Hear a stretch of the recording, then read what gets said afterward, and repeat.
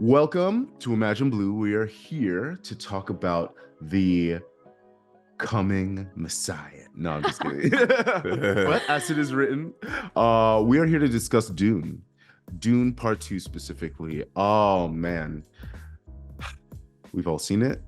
We've Yep. all experienced Mhm. it. What do you guys think? I think good.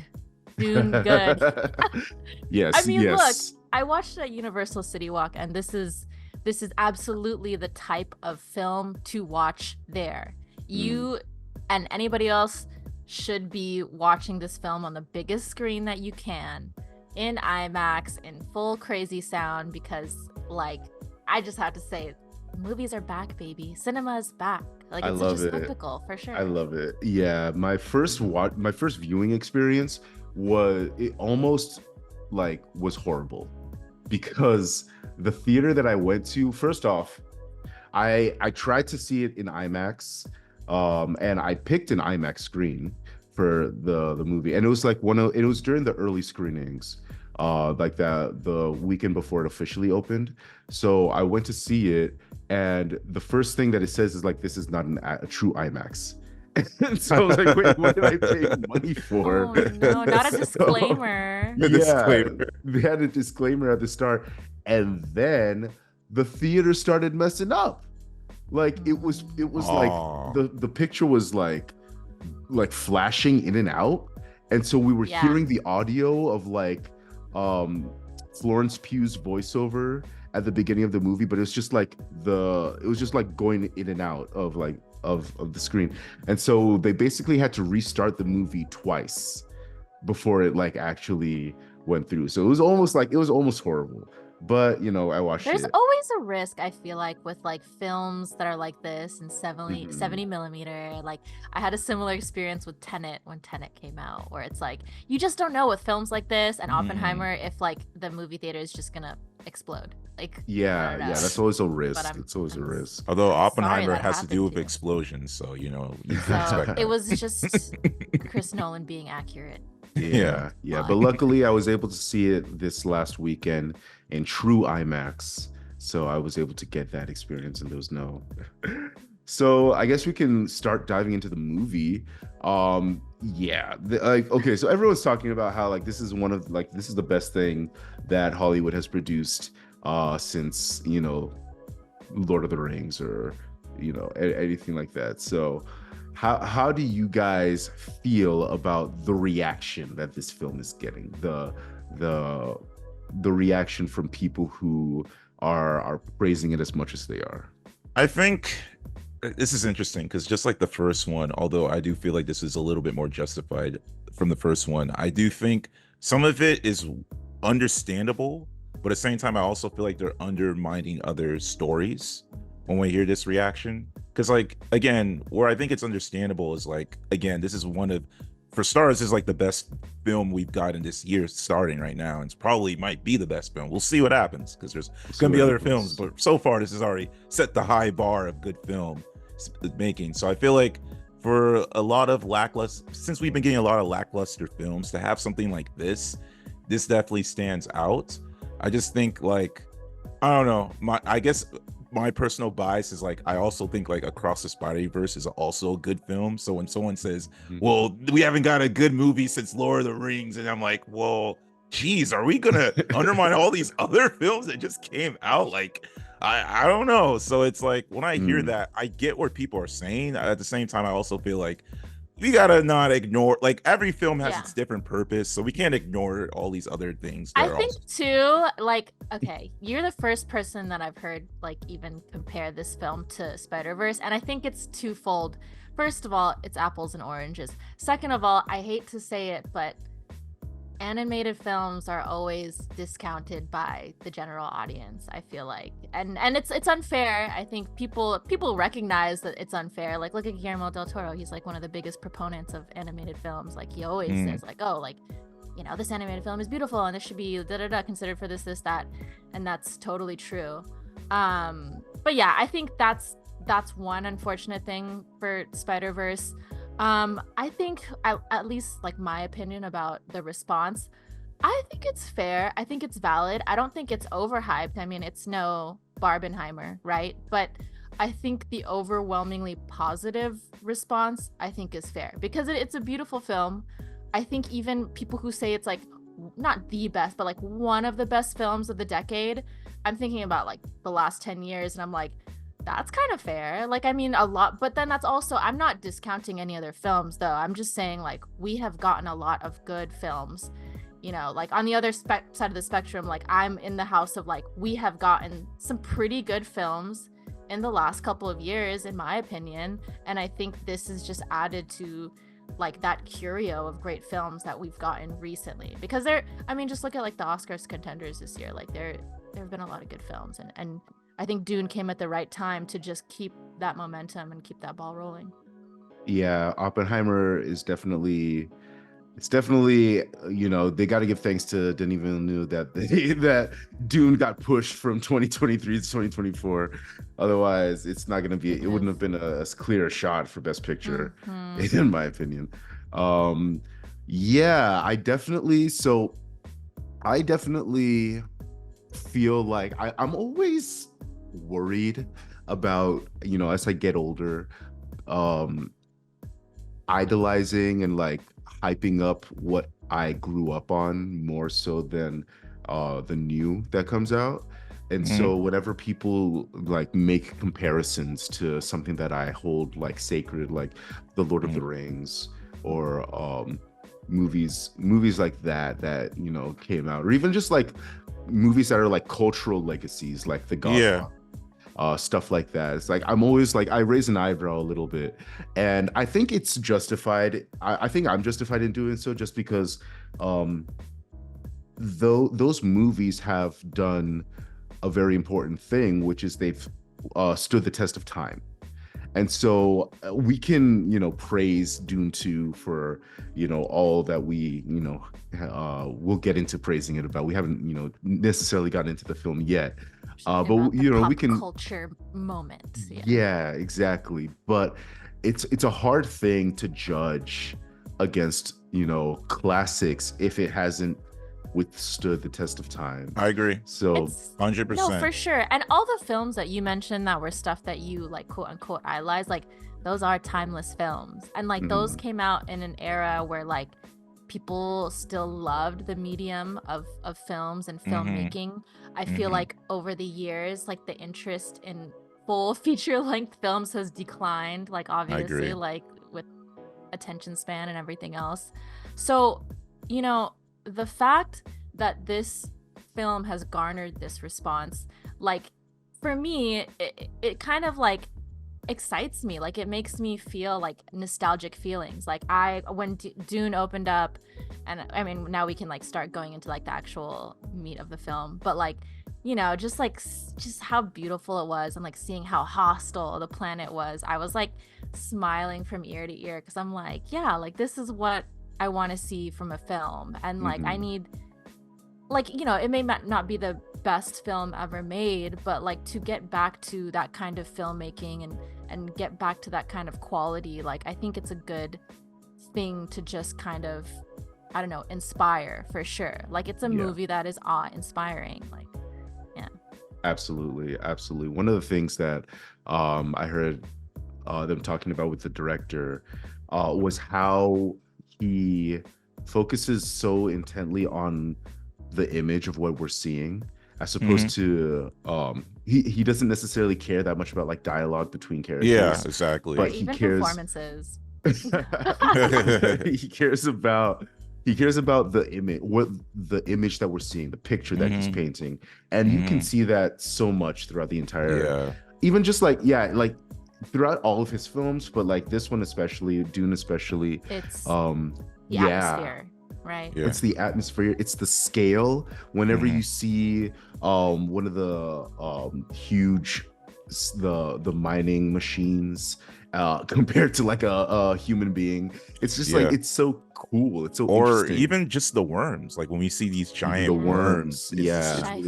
it's really crazy. Shai-Hulud. And I think it's really important because, like, for me, I've watched the 1984 version. So when you really put that in scale of how the worms Mhm. look there and this, it's like Yeah, it's a night and day different, man. It's I haven't crazy. seen that version, but I've seen clips, and I saw like the clip from that 80s version from where he like writes the sandworm for the Yeah, first it's- time, and it's just like it's so corny, but like It- they're also trying to do Yeah. something that they didn't have the technology to Exactly. do back then.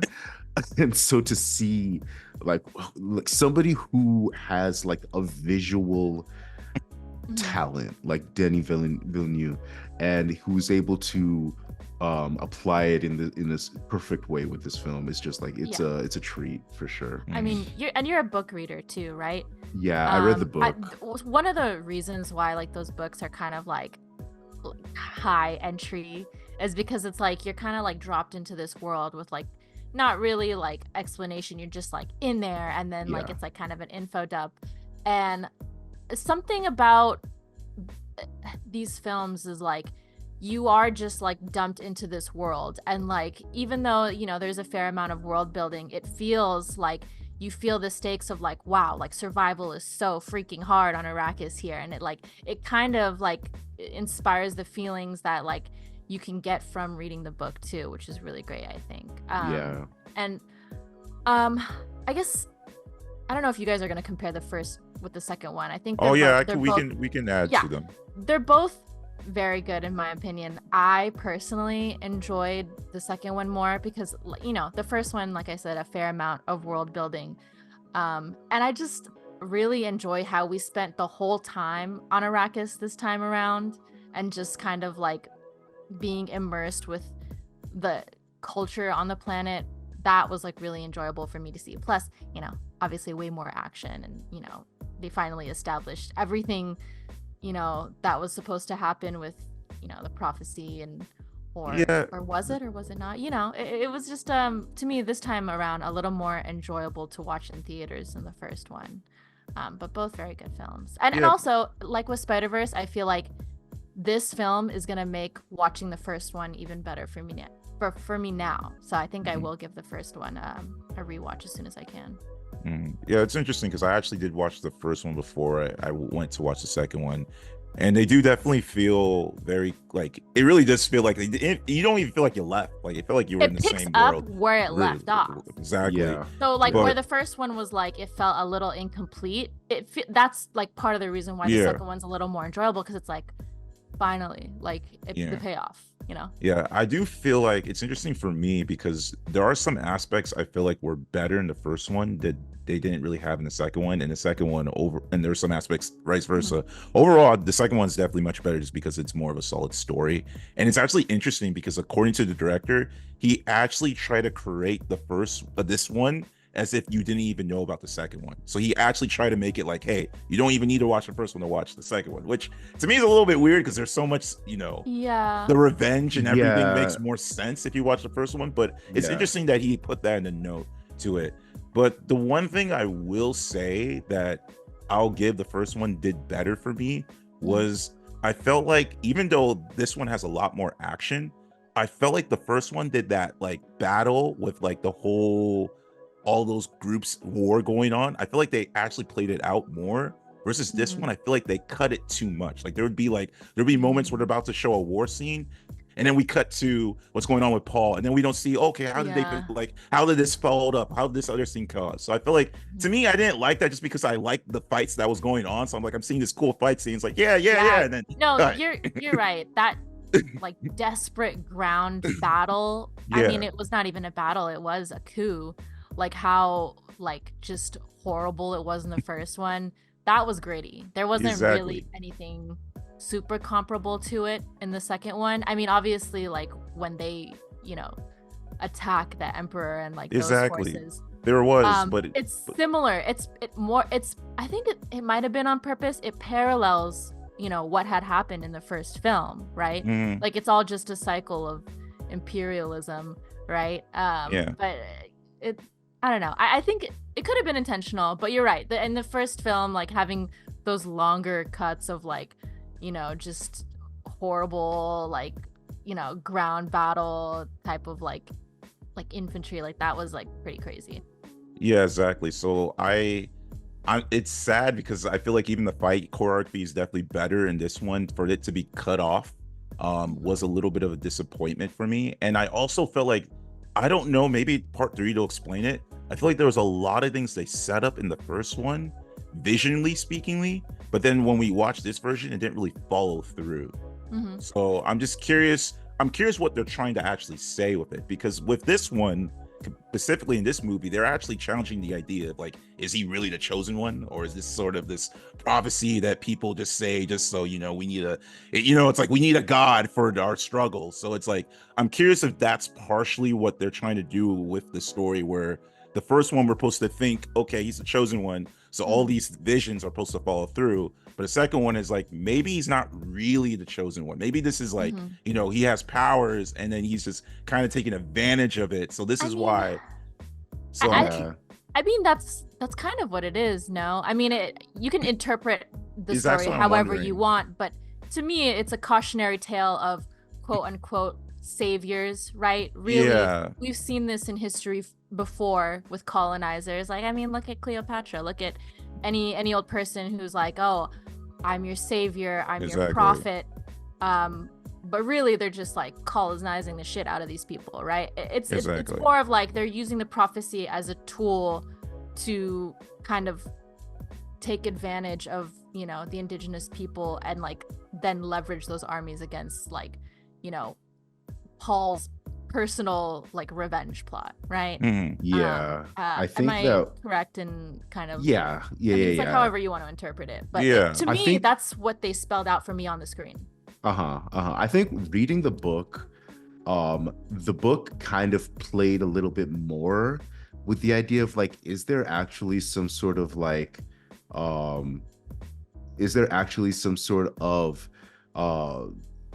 the one messianic type of thing that's going here, or is this just like, you know, completely, you know, bullshit from the start? But I think with the movie, I feel like it was definitely leaning more towards like, no, this is just like they planned this from the beginning. I think Denis Villeneuve said, like, he confirmed too, he was like, I didn't want audiences like thinking that Paul was a good guy, and he did that because he said it's not even really confirmed if he's going to be doing Dune Messiah and covering that book. That's right. That's the next one in the series. I mean, that's what they say, but like low-key, if he wants to do it, he'll do it. Like they're not going to tell him no. Like, and especially if this made like 100 something, 180 something in the first weekend. So, but in the context of like what he's showing us, like I feel like he was operating under like these two movies are going to be self-contained, right? Right. Which I think that from what I understand, I haven't read the second Dune book yet, which I'll probably do that at some point in the near future.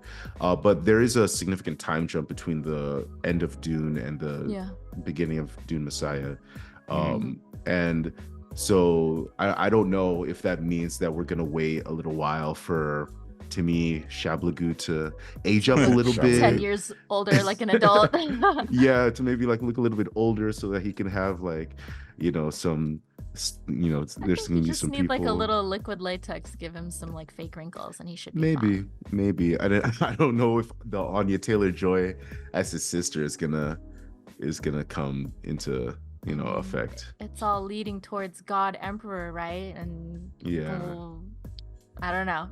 They're all on drugs. Who knows what they're doing? That's true. They are all on drugs this entire time. The war on drugs. It's funny. It's funny. I want to talk about like performances real quick, because I think everyone did a good job. You can tell like there was an environment that fostered like creativity, like independence to like do what they wanted with their part, but definitely like all the performances were like very inspired. People were bringing their A game. I mean, just like look at the cast, like it's all people with like really great resumes. But I think a standout for me this time around that really surprised me, and I feel like everybody else, was Javier Bardem as Stilgar. Obviously has become like the meme of the film. I think Yeah. walking out of the theater, I must have said like "Lisan al Gaib" like 20 times like in one night. Like I used to say like, "Wow, look at God." Now I'm like "Lisan al Gaib."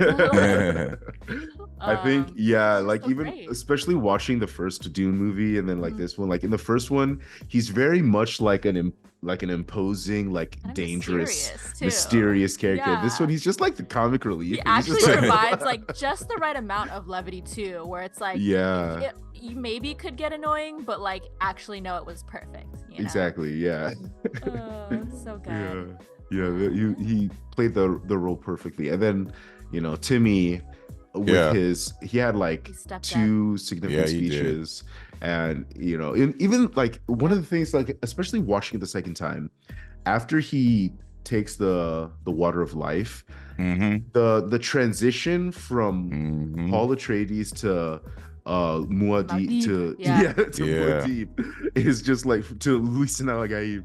It's like so good. Like the way that Yeah. he's able to just, even in his mannerisms, the way that he walks, and then like Mhm. his His voice and stance, like that everything. stance, His he's like that. stance. Yeah.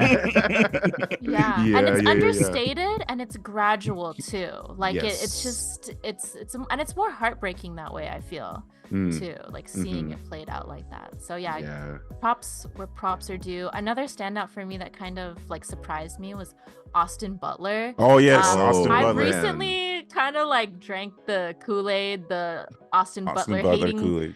no, Austin Oh. Butler hating Kool-Aid. Oh dang. And Dang. You I were on was the prepared hate train. I was prepared to be a hater and be like, oh, he sounds like Elvis. But like, even if he did still kind of sound like Elvis, his performance was like very good to me. I thought he was Exactly. like really intense, I hope- psychotic. No, he was great. I There hope was he jokes never that he stops looks like talking like Frieza.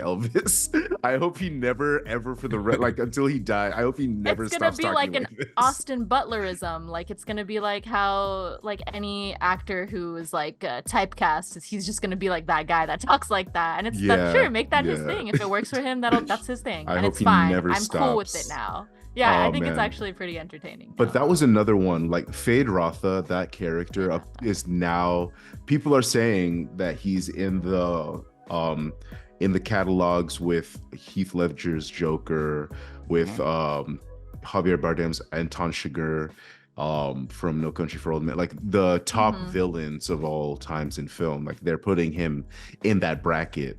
Yeah, like I don't know. He was definitely, the performance was fantastic. There were a lot of improv moments in his performance, and yeah, the menacing nature of his character is just so interesting, so very well done. And his gladiator scene, I think that was like our introduction to his character. Everything about that whole sequence too, like the way that it Yes. looked with like the kind of like monochromatic color scheme was like, I like couldn't believe what I was seeing. It was like a dream sequence. Yeah, it was amazing. It was amazing. So, oh man, yeah, I can't necessarily fault people for considering this character to be at that level. Like, time will tell as we go on, but Heath Ledger's Joker. I mean, I wouldn't go that far, but I think he some was people very are. good. Some people are going that far. Okay, I think I'm not that- going to be mad about it, but Yeah, it's not yeah. something I myself would say. Yeah. One of the other performances, of course, we got to, recognize Zendaya. She did a really good job. One of the Disney kids who's, come a long way. Her and Austin Butler are both Disney kids. But It's true. yeah. Rebecca Ferguson too. I mean, she's like Oh my on the other God, side of the yes. coin of like, Paul Atreides is like her character. Like we see her transform before our eyes, even before Paul Atreides, right? And Yeah. that's what that kind of like made it even more tense to me, because we saw her change before Paul, so it feels like unavoidable. Like it feels like this is what Paul has to look forward to. Like that's so tragic because she's like this crazy person, and like once they drink the what is it, like the water The of life, water is of it- life, yeah. yeah, it's you know, because they're now operating at this other level of like intelligence, and now that they're like literally like gods, you know, amongst men, with like the amount of knowledge that they have, and like seeing them like not even care about like anything that's going on beyond like, you know, just making sure that their futures are secure. Like it's just, it's such a like shift when like, you know, the last thing she said normally was like, oh, your father didn't believe in revenge, and then all of a sudden now she's like the one perpetrating this whole like lisan al gaib business. We just have to start with the weak to Yeah. transform them. I think she was another one where I was like really impressed by the performance, Yeah. to be honest. Yeah, yeah. Oh man. Basically, in the books, they have a 2 or 3 year time jump where in that period of time, Paul's sister is born.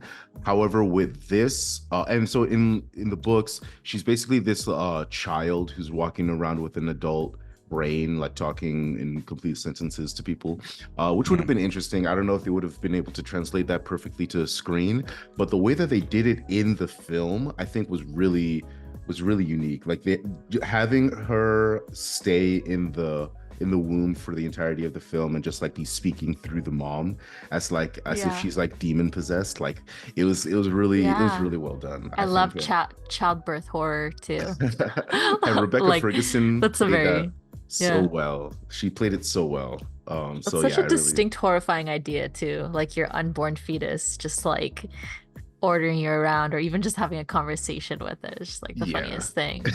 I get, yeah, and Rebecca Ferguson, like kudos to her. She's like, you know, really acting against nobody. So love that for her. Yeah. Any other key performances? I mean, I'm sure that there's Josh Brolin did a great job throughout. I wish, you know, Stellan Skarsgård did such a great job in the first one. You know, that my only complaint is like there wasn't more of him, but you know, for good reason. We had so many new characters to get introduced to, and all of them were great. So yeah, Christopher Walken, classic actor, all of that. Florence Lea Pugh. Seydoux as one of the Bene Gesserit. You know, she was great. A lot of like really quick scenes for a lot of these people, but yeah, all standout moments for sure though. Definitely had a bunch of standout moments. So yeah, I know one of the other aspects of this film that, you know, kind of mirrors the first film is the score. I definitely feel like if it's not getting the award, it's at least getting nominated for best score. Yeah, pop off Hans Zimmer, pop off. Yeah, as usual.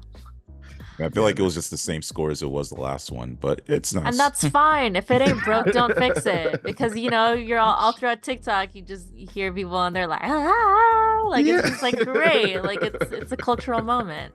Yeah. Man, one of the things that like I miss about like big blockbuster movie, and people were talking about this, comparing the budget that this movie got to like a lot of other big Hollywood productions. Like I think the budget for this was like 190 million. And they were talking about how like Fast and Furious, the last one, was like 300 something million dollars. And like you look at the recent Marvel movies that are all like north of $200 million, and it's like you compare the quality of what, like, I don't even want to know what the Flash's budget was. It's like $1 billion. I don't even want to know what the Flash's budget was, but like you look at the quality of these movies, and the question is like, what is happening? Like, how is it that certain movies are able to just perfectly utilize almost half of like the budget of these, you know, other like big name Hollywood productions? Yeah, makes you think and like something going on. Look 10 times better than this. It's all fraudulent. By the way, the Flash was 220 million. Okay, yeah, see, there you go. Got a whole 30 million extra dollars to pour into that trash CGI. I think it was just because, you know, they had to hire George Clooney, so they had to hire all the actors. So yeah, he cost $30 million. Yeah, he cost a lot of money. 5-second after credit scene. Easily.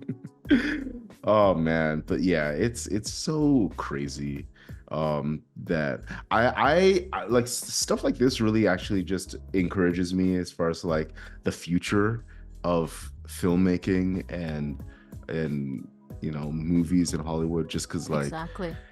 yeah, it's so cool that something like this can still escape from the mind of a creative and like become a real thing. And like now we have this movie for the rest of our Yeah. lives. I mean, it's Denis Villeneuve. He's had, time to establish, everything he's done. At this point, he's like considered one of those prestige directors in the league with like Absolutely. Chris He's Nolan and yes, everyone yes. else like that are making movies at this like great blockbuster scale, you know. Yeah. I think with me, like this definitely catapulted Denis up like the ranks for me personally as far as like top-notch directors. I think with him, I don't know why I feel like a lot of his recent works have just like they've been amazing on like a visual level, and I've always like appreciated them for that. But I feel like the story just like wasn't always for me. I think the outside of Dune stuff, like his best movie in my opinion is like Blade Runner 2049. And then I know a lot of people hype on Arrival a lot, which I enjoyed Arrival, but I don't know. I felt like it was a bit like okay. Um, but yeah, I I definitely feel mean, like this was the one that was like, okay, I understand the hype about Denis Interesting. Villeneuve. So he's really good at I adapting stories, basically. I like Yeah, it seems Sicario. like Okay. that's true. He did do Sicario. Sicario Sicario's was pretty great. good. I Yeah. think you can't discount Sicario. Prisoners. Hmm. What else has he done? Prisoners is classic. Incendies, of course. I haven't seen it. Um, Yeah, I mean, more than that, right? there is. But Sure. yeah. I mean, if we're talking body of work, like what he's come up with is very impressive, and I trust him. Yeah. Yeah. I think this French is Canadians, man. now like okay, he's escaped out of the like pretty good directors to Yeah. like, great director. He's ascended from obscurity. Sure. That's what you're making it sound like. This is me personally, Uh, but yeah, any other last minute notes or stuff to mention as far as Dune is concerned? So is part 3 gonna be his last, or they're trying to adapt the whole books? I'm curious. I don't know. well, I think certainly it wouldn't be yeah, called part 3, right? Like it would be like a whole new thing, wouldn't it? I don't know. It could be part 3. Dune part 3, that'd be crazy. It could be, but I mean, technically, it would be an adaptation of Dune Messiah, which is the book That's what I'm that saying. follows this. So they might just say Dune Messiah, but I don't know. They might just say Dune 3, especially if they just want to keep it there. I don't know how far they want to take it. I know that, like generally speaking, the whole Dune fan community, as far as the books are concerned, they establish that like the first book is the best of them, and then they kind of get progressively not as good as you keep going. Interesting. Yeah. Yeah, so I plan on reading the second book, and so I'll make that judgment for myself.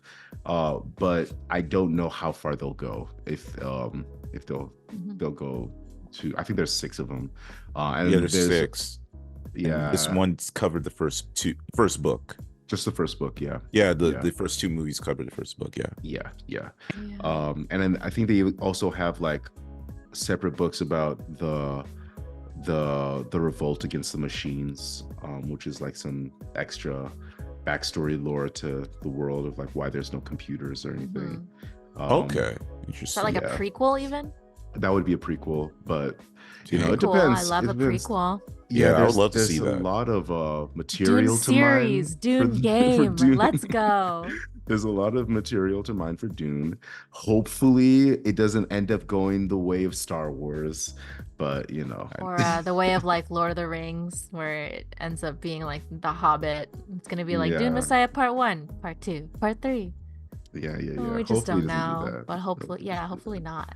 But whatever they do, at least we have these first 2 movies, which are on their way to being classics. So Yeah, I can appreciate that. absolutely. Yeah. Mhm. Definitely let us know your thoughts on Dune 2 in the comments down below, and we will catch you later. Peace. Peace.